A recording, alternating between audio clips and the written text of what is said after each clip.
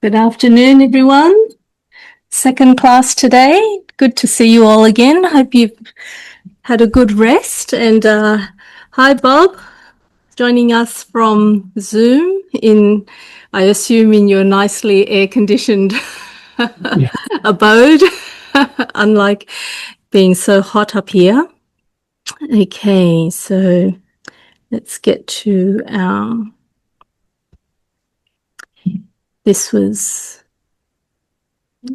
Okay, so this was where we left off this morning, and I'll assume that you've all got great memories, so it's as if we haven't had a long few hours break. So this is the verse bringing us to part 2, subsection 1, about the subject. So I'll read it again. So the Buddha's path to liberation avoids the two extremes of enjoyment and self-torture, accommodating those who are inclined to indulgence. Householder disciples cultivate the righteous Dharma. Accommodating those who are inclined to asceticism, disciples renounce and become shramanas. Okay. So during the Buddha's time, the social setting in ancient India was one where things were taken to the extreme in terms of the spiritual cultivation. So for instance, there are some who adhere to the concept of enjoyment, and so their ideology is to indulge in all forms of leisure. Now, this group accounts for the majority of the population at that time. And in their efforts to satisfy their material desires, these people would fight with others while enjoying their own material possessions. So they became enslaved by their own insatiable desires. And at the very extreme of this group, there were some heretics who emphasized worldly desires, while others worshipped sexual desires and regarded the intimacy between male and female to be the greatest joy and a sublime way to attain liberation. Now, among the renounced Shramana heretics in ancient India, the strictest group were the followers of what we now know is Jainism. Now, these followers adopted extreme ascetic practices.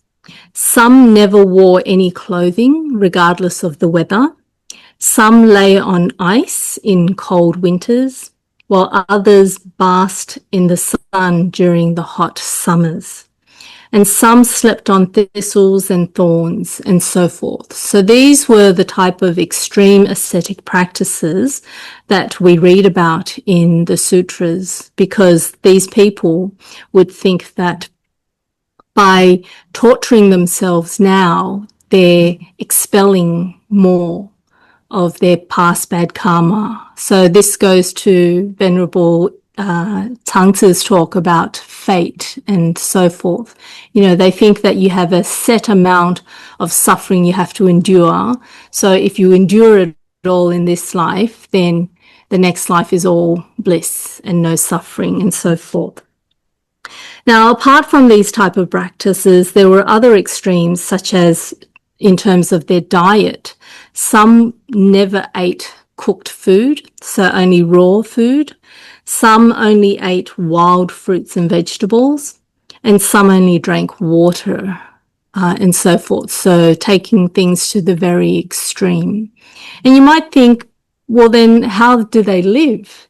But that's part of their practice. So a lot of these people, although their practices sound extreme and, you know, they are extreme. They torture themselves physically quite intensely, but they also pair that with meditation. So it's a matter of mind power to overcome the pains that they endure and so forth.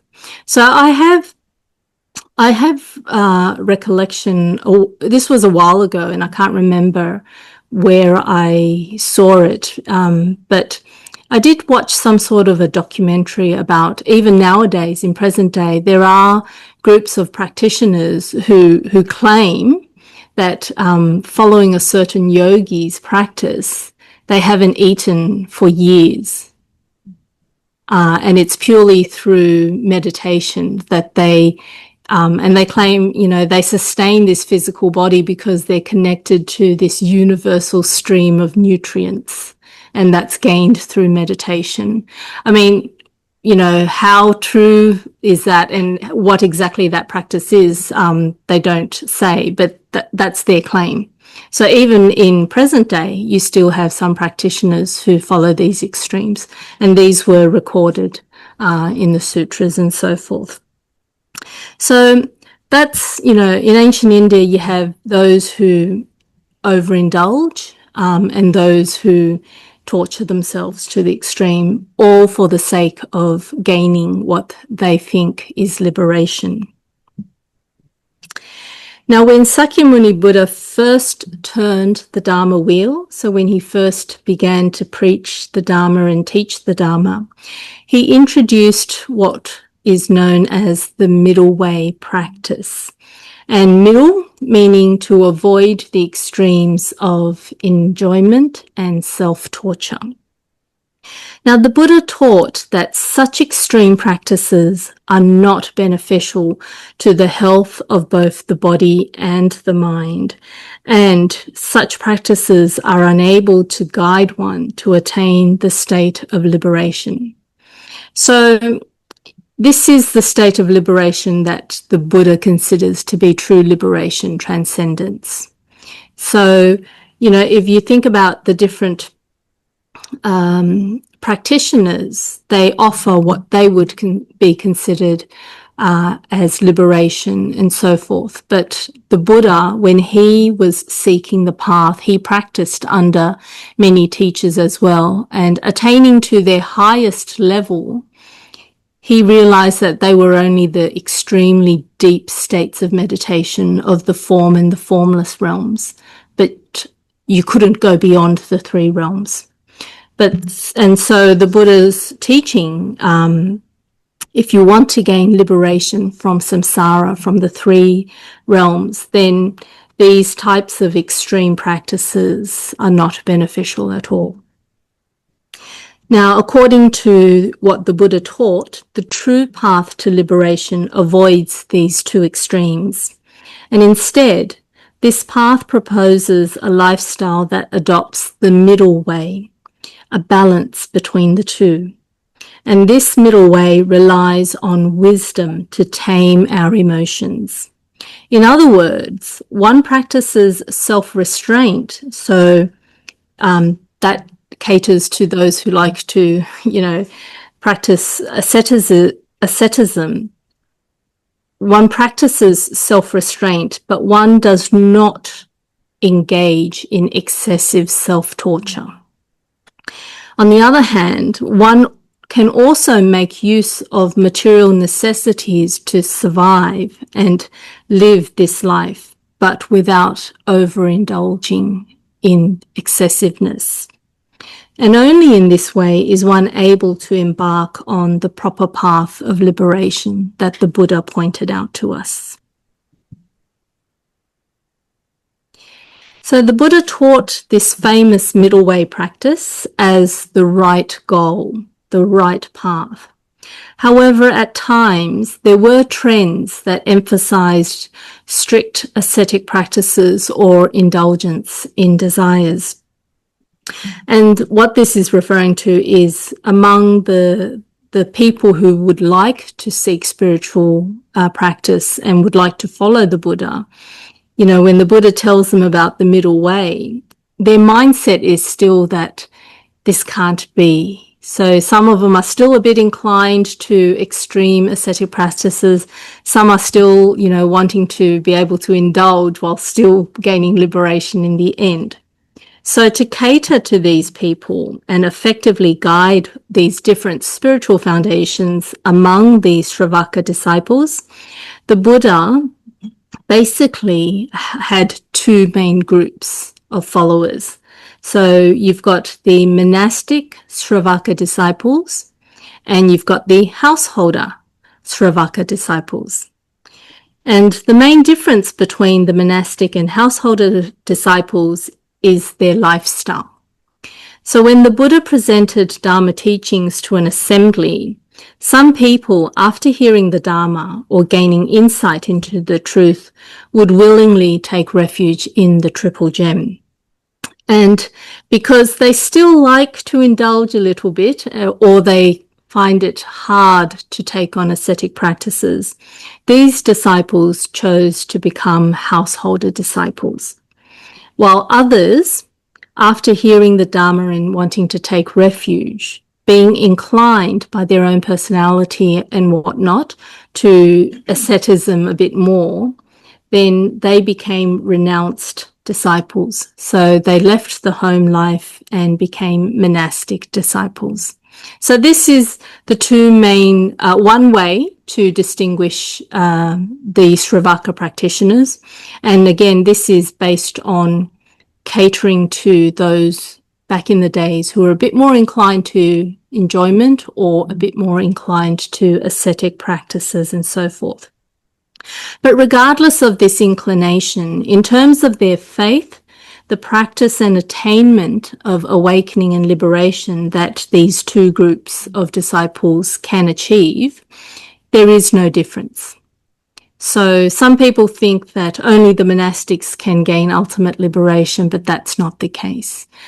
Buddha had lay disciples who entered the stream, who attained the first fruition, third fruition of arahathood and so forth as well. So not just the monastic disciples. Now, why is it that some chose to be a householder and others chose to renounce? So again, the answer lies in their personality and their choice of lifestyle preferences. Now, on the one hand, to accommodate and to embrace those that, are more inclined to indulgence, the Buddha established the assembly of householder disciples. Now, these disciples can continue to live in the family setting with their partners, children, families, and so forth.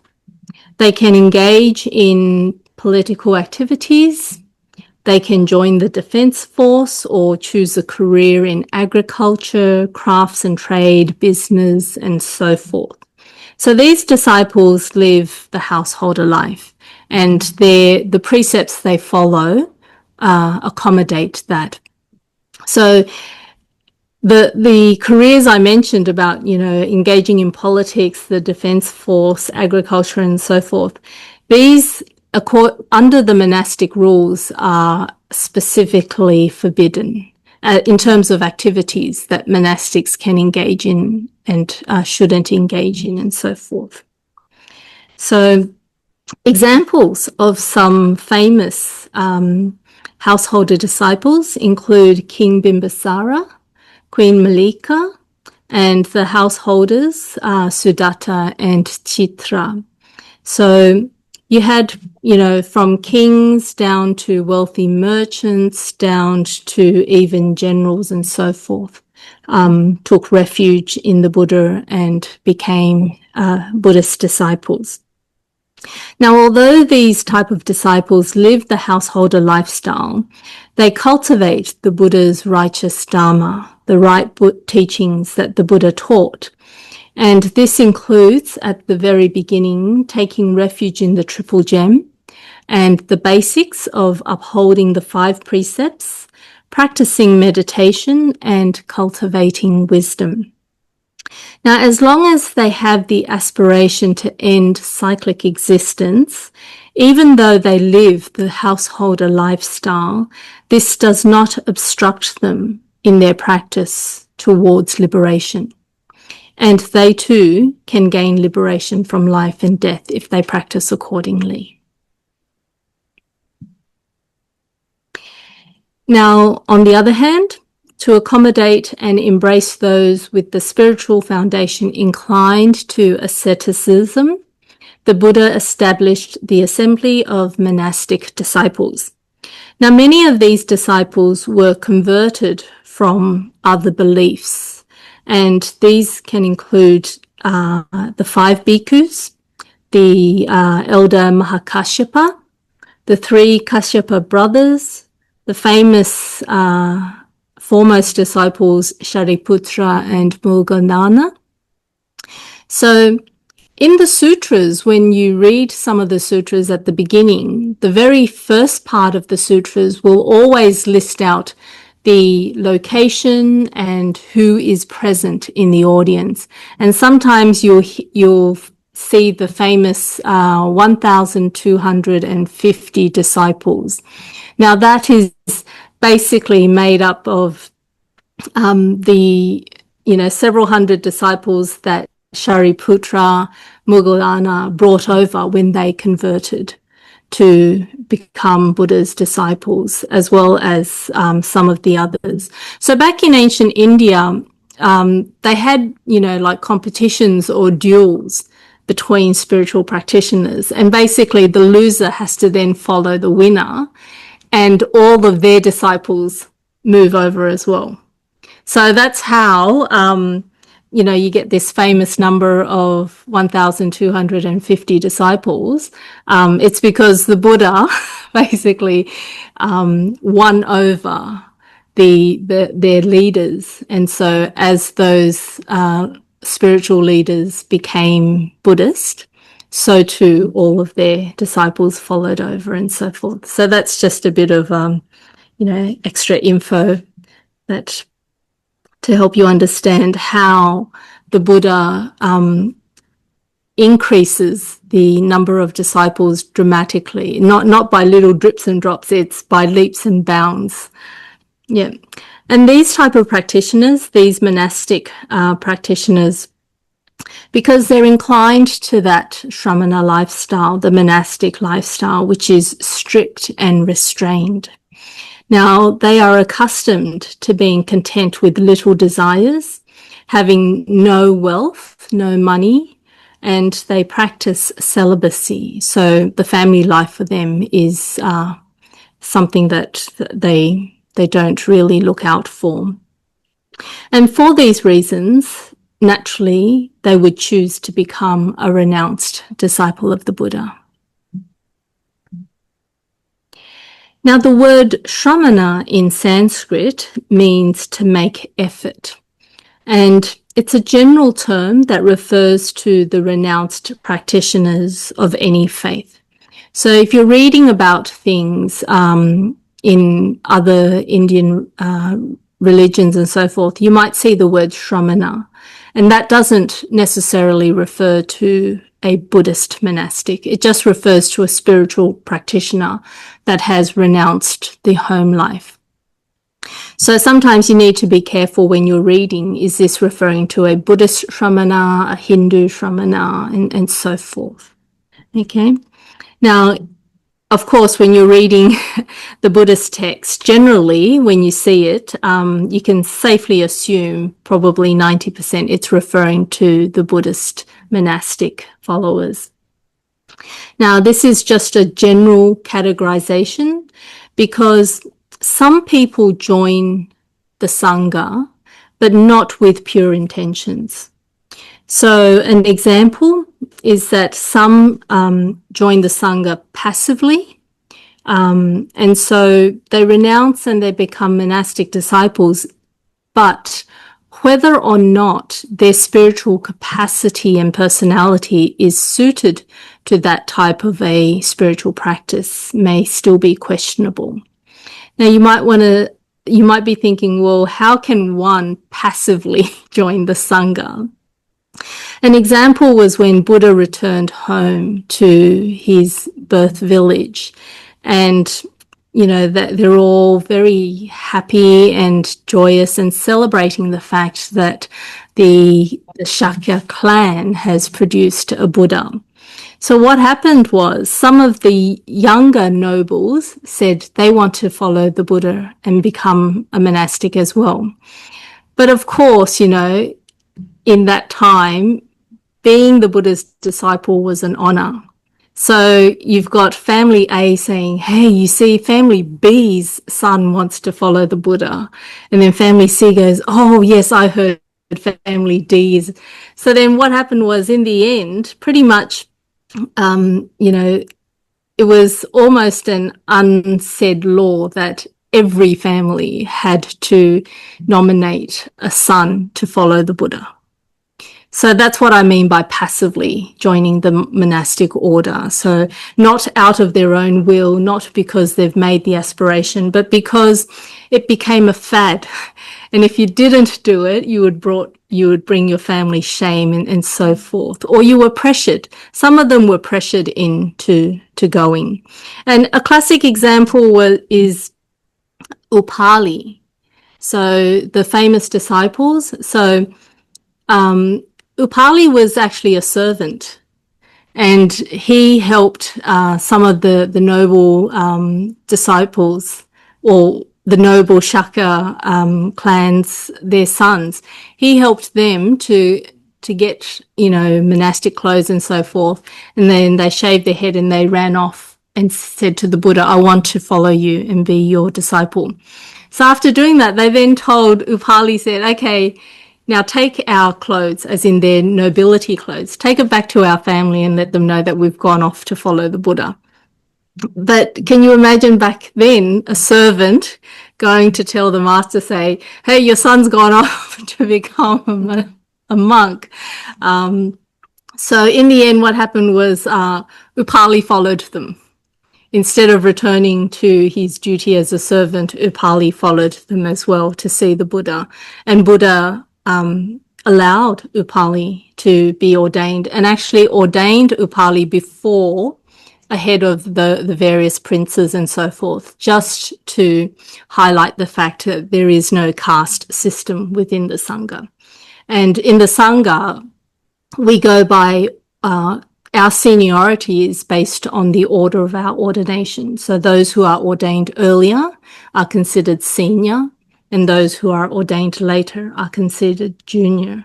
So you can imagine Upali being ordained first ahead of the various princes is a big shock to their system, particularly if they think that I'm still, in some way, I'm still a bit better than you because you were my servant and so forth. So that's an example of passively joining the monastic Sangha, or joining without pure motives. And similarly, within the householder disciples, there were some, because of various reasons, they couldn't become a monastic, but they still lived a monastic life, a monastic-like lifestyle as a householder. So they had strict rules that they set for themselves in terms of their practice and so forth. So you have this situation where you have monastic disciples that, you know, in the back of their minds still kind of think, oh, wouldn't it be nice if I were back home? And then you had householder disciples who thought, well, since I don't have the conditions to become a monastic, I will create my little monastery by being a bit more strict with the way I live and so forth. So you have a lot of different types of opportunities and possibilities. It's all part of your own practice and what you choose.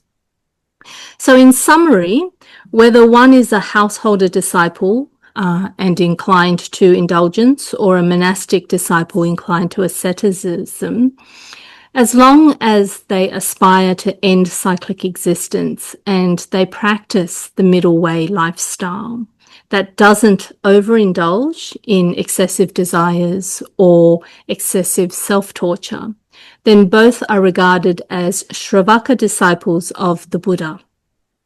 And as long as you can practice according to the Dharma, then these disciples all have the same opportunity to attain the four fruitions of the Shravakayana and ultimately gain liberation. So within the assembly of the monastic disciples, again, there are varying degrees of spiritual foundations or spiritual roots. And these, again, manifest in different lifestyle preferences within the monastic disciples. So we're looking at the Sravaka disciples, and that's split into the householder and the monastics. And now we're looking at the monastics. Within that, again, there are further splits to cater to the subtleties and differences in spiritual foundations. And the half verse says, some Sramanas prefer living in solitude, while others prefer living among society. So some Sramana disciples of the Buddha prefer living in solitude, and these are called the wilderness or the hermetic monks, the Aranya bhikkhus. Now these monastics tend to live in the mountains, forest and wilderness. They sleep in burial grounds, under trees, in the open forests and plains, or in simple thatched huts. And in terms of their food and clothing, these are very basic. Generally, they prefer not to live close to other people, and they tend to avoid getting involved in matters arising from human interaction. And some go as far as to avoid alms begging, just so that they don't have to speak and engage with people. Now, this group of solitary monks or solitary bhikkhus, they have a strong inclination towards their own liberation and are very eager to cultivate meditation and insight. So this is just one subgroup within the monastic disciples, and this is pointing out their personal traits. There's nothing wrong with it, okay? There's nothing wrong with it. What we're covering now is just the different types of disciples that are out there. Now, apart from this group of Aranya bhikkhus, the Hermetic lifestyle, there's the other group, and this group tends or prefers to live among society. They like to live among people. And these are called the communal bhikkhus or the communal monks. These monastics live together in a communal setting, and they do not live independent of the Sangha. So, this is where you see the classic mention of the massive Sangha communities with hundreds and thousands of people living together. Now, the majority of these type of communal settings are located in the outskirts of villages, towns, and this allows these types of monastics to regularly wander within society and engage with society. So how do they engage? So apart from almsgiving every day, they would teach and guide people with the Dharma as the opportunities arose. And they delight in this, so they happily engage in this, unlike the Hermetic monks who prefer to focus on their meditation and not be disturbed. Now, these monastics also diligently cultivate the path, but they live this communal lifestyle and maintain a close relationship with society. And it is because of this group that the spread of Buddhism is predominantly on their shoulders. And we need to also, be grateful for this group. If we trace our roots back to the Buddha, then it's through the efforts of these communal monastics that we are still able to meet with the Dharma today.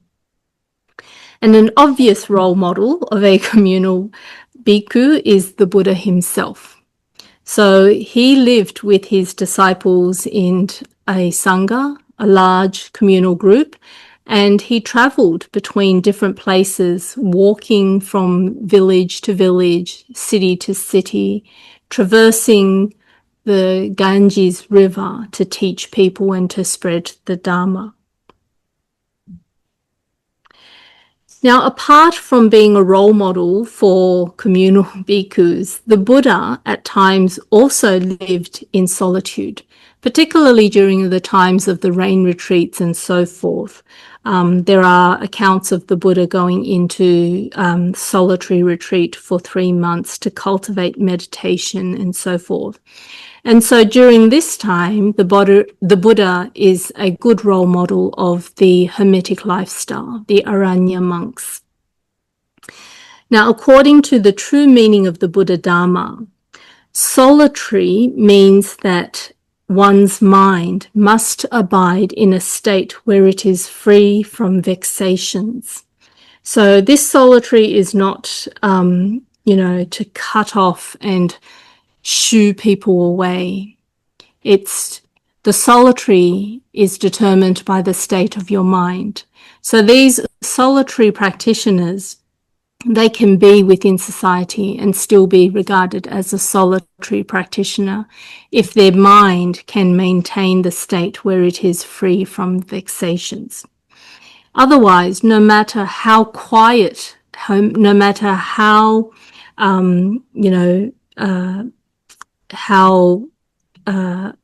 no matter what environment you choose, you can be at the top of Mount Everest. But if your mind is not in a state free from vexations, you still cannot be regarded as a true Hermetic monk. So in short, when one's mind state is peaceful and liberated from vexations, monastic disciples can choose a solitary lifestyle or a communal lifestyle and wander around teaching and guiding others. So due to the habitual preference of each practitioner, we see these two main monastic groups. And again, this is to cater to their personal preferences. So this parallels the lifestyle choices of the Pratyeka Buddhas and the Shravaka disciples. So the Hermetic monks are parallels or gives an example of what a Pratyeka Buddha practitioner is more likely to choose in terms of their path of practice.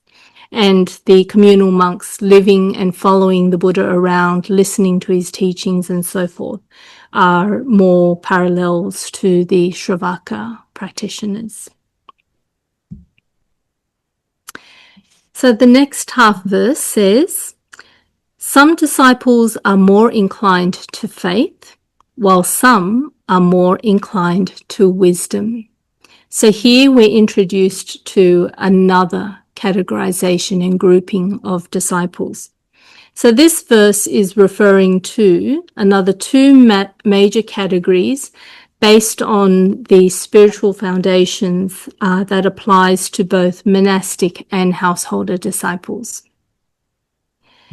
So among the Shravaka disciples, whether they are monastic or householder, some are more inclined to faith and faith-based practices, and these people tend to have weaker spiritual foundations, while others are more inclined to wisdom and wisdom-based practices, and these people tend to have a stronger spiritual foundation. Now, faith and wisdom are virtues that a Buddhist practitioner must be equipped with.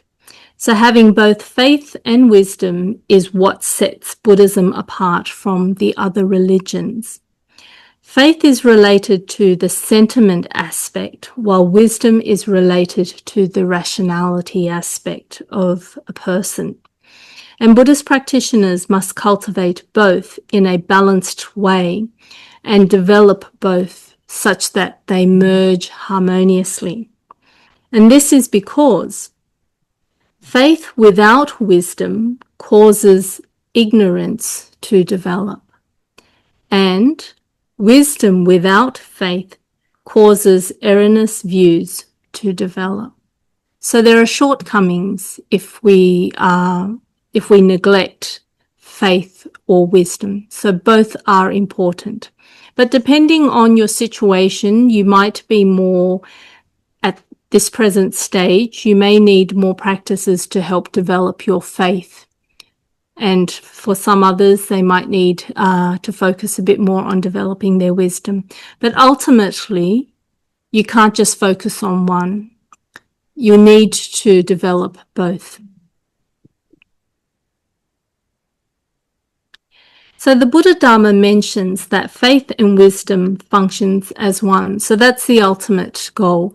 If you can develop both and allow them to mutually enhance each other and advance, the deeper your faith grows and develops, and the more profound your wisdom develops. If you're heading in the right direction, the two should merge and begin to function as one. However, in terms of the different spiritual foundations of each practitioner, some manifest a preference towards one or the other during their progression, but this does not mean that they neglect the other aspect. Okay, it just says that in terms of what they manifest, we can say they're more inclined to wisdom or they're more inclined to faith, but it's certainly not the case that they neglect the other aspect, that they don't, that they're not inclined to. So a classic example of the great bodhisattvas, we talk about Avalokiteshvara Bodhisattva being the bodhisattva of compassion. So people will think of Avalokiteshvara Bodhisattva and see the aspect of compassion, but that doesn't mean that this bodhisattva's wisdom and faith is any less than that of Manjushri's wisdom and the faith and devotion of Samantabhadra Bodhisattva. So even among the great bodhisattvas, we tend to use the adjective based on their virtue or quality that they display more. But it doesn't mean that they lack the other aspects. Okay? So in summary, although all Buddhist practitioners have the same final goal, their point of approach can vary depending on their personal characteristics and inclinations. So some enter Buddhism through faith-based practices, some enter through wisdom-based practices. And based on this, the Buddha's disciples can be categorized using these types of qualities. Now, when we say inclined here, this refers to a unique personal characteristic that has been developed as a form of habitual conditioning. So, for example, those who are inclined to greed, this is not because they're born as a greedy person. It's because over many lifetimes, the way that they behave, the karma they created, pushes them in that direction. So they're nurturing that aspect. So that's how they develop a greedy personality or an angry personality, in terms of one who likes to, who has bad temper. But these are all habitual conditionings over, our lifetime. And we can condition ourselves to develop these habits. Similarly, we can condition ourselves to get out of these habits as well through practice.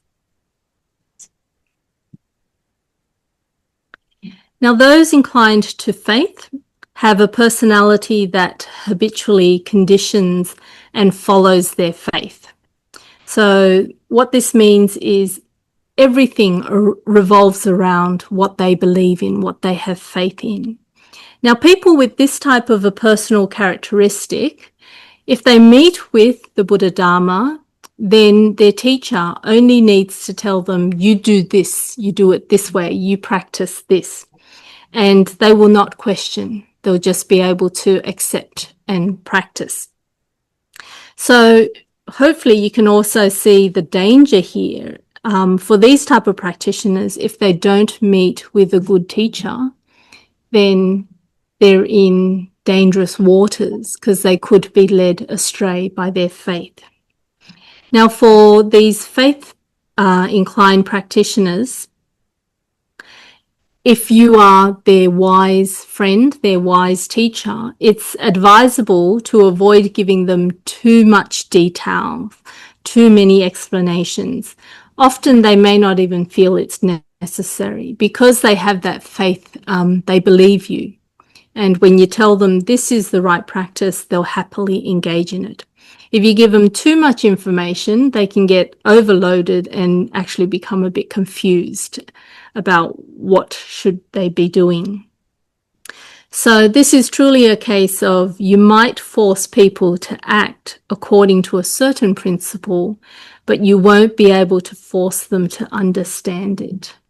So for these practitioners, because they're inclined to faith, once they accept something, they'll happily just go with it and practice it. So you don't actually need to give them, the nth degree of explanation as to why.